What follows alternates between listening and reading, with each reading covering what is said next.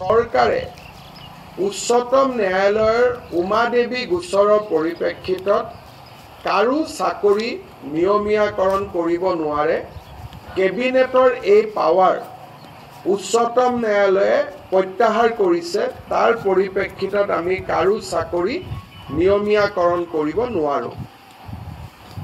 কিন্তু সৰ্বশিক্ষা অভিযানত কাম কৰি থকা শিক্ষকসকলক যাতে আমি সকাহ দিব পাৰোঁ, তাৰ বাবে আজি কেবিনেটে ৩৫,০০০ নতুন শিক্ষকৰ পদ চৰকাৰত সৃষ্টি কৰি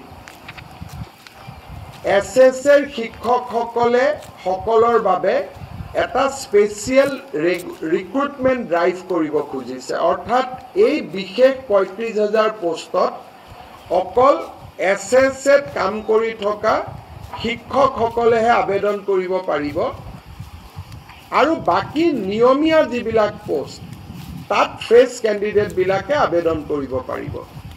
এই ৩৫,০০০ শিক্ষকে SSAৰ পৰা আহি চৰকাৰত সোমোৱাৰ লগে লগে সৰ্বশিক্ষা অভিযানত ৩৫,০০০ পোষ্ট বিলুপ্তি হ'ব। অৰ্থাৎ সৰ্বশিক্ষা অভিযানৰ ৩৫,০০০ শিক্ষকে স্পেচিয়েল ৰিক্ৰুটমেণ্টৰ বাবে চৰকাৰত আবেদন কৰিব। চৰকাৰে তেওঁলোকৰ কাগজ পত্ৰ চোৱাৰ পিছত তেওঁলোকক নিয়োগৰ সুবিধা কৰি দিব চৰকাৰত, য'ত NPS পাব, চৰকাৰৰ পে স্কেল পাব, ইনক্ৰিমেণ্ট পাব, গোটেইবোৰ পাব। কিন্তু এইখিনি হৈ উঠাৰ পিছত সৰ্বশিক্ষা অভিযানত পূৰ্বতে কাম কৰি থকা তেওঁলোকৰ পদসমূহ বিলুপ্তি হৈ যাব। অৰ্থাৎ আমি ৰেগুলাৰাইজেশ্যন কৰিব নোৱাৰাৰ বাবে আমি স্পেচিয়েল ৰিক্ৰুটমেণ্ট ড্ৰাইভ সৰ্বশিক্ষা অভিযানৰ শিক্ষকসকলৰ বাবে কৰিব খুজিছোঁ। আৰু ইয়াৰ ফলত মই ভাবোঁ যে অহা ৪-৫ মাহৰ ভিতৰতে সৰ্বশিক্ষা অভিযানৰ প্ৰতিগৰাকী শিক্ষকেই চৰকাৰত নিযুক্তি পোৱাৰ সম্ভাৱনা মুকলি হ'ব। আজিও তেওঁলোকে ৰেগুলাৰ ৰিক্ৰুটমেণ্ট ড্ৰাইভত কিছুমান তেওঁলোকে ৰেগুলাৰাইজ হৈ থাকে, কিন্তু এইটো তেওঁলোকৰ কাৰণে হোলচেল কৰা হ'ব। সেইকাৰণে আমাৰ ৩৫,০০০ শিক্ষকে চৰকাৰত সোমাবলৈ এটা সুবিধা পাব।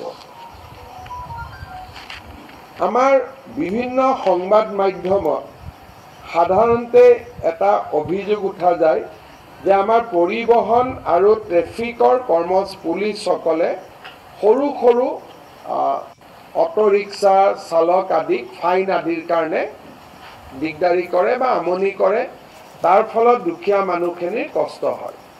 আজি কেবিনেটত আমি দুটা সিদ্ধান্ত লৈছোঁ যে বাইকৰ আৰোহীক, টু হুইলাৰক এক্সেপ্ট হেলমেট আন কোনো কথাত ফাইন কৰিব নোৱাৰিব।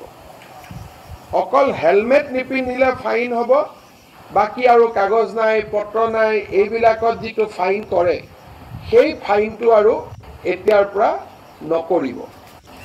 যদি কাৰোবাৰ কাগজ নাই তেতিয়া তেওঁলোকক নটিচ দিব, তেওঁলোকে কাগজ ঠিক কৰিব, কিন্তু ফাইন গভৰ্ণমেণ্টে তাৰ এটা SOP ট্ৰান্সপৰ্ট ডিপাৰ্টমেণ্টে ৰিলিজ কৰিব। দ্বিতীয়তে